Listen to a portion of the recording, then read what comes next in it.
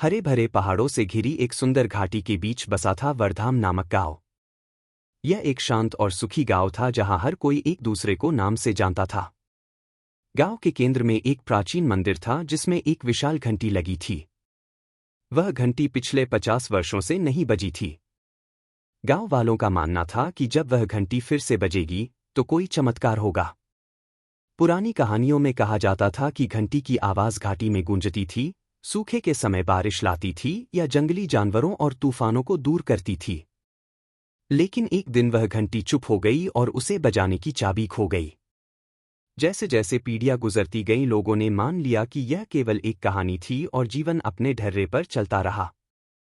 लेकिन 12 साल की जिज्ञासु लड़की अन्या को इस कहानी में बड़ी दिलचस्पी थी। स्कूल से लौटने के बाद हर शाम वह मंदिर जाती और घंटी को निहारती, यह कल्पना करते हुए कि उसकी आवाज हवा में गूंज रही है।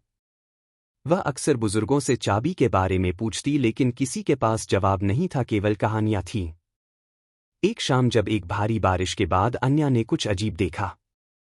मंदिर की दीवार के पास की मिट्टी बह गई थी और एक पुराना जंग लगा हुआ बक्सा दिखाई दिया। उसका दिल जोर से धड़कने लगा जब उसने बक्से को खोला।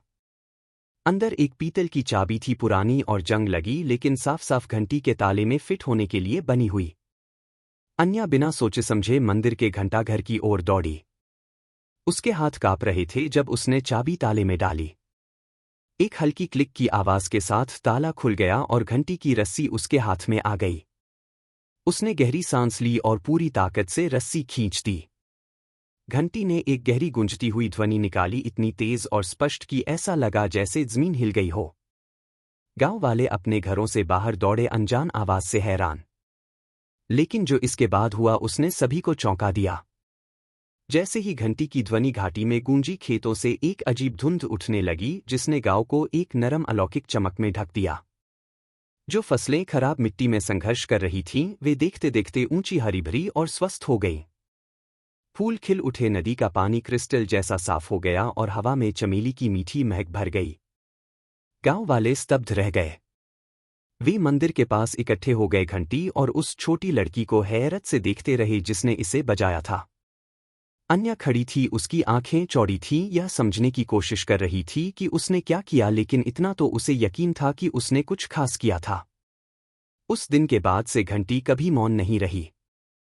चाबी को सुरक्षित रखा गया और जब भी गांव को कोई कठिनाई आती घंटी फिर से बजती, घाटी के आशीर्वादों को वापस लाती।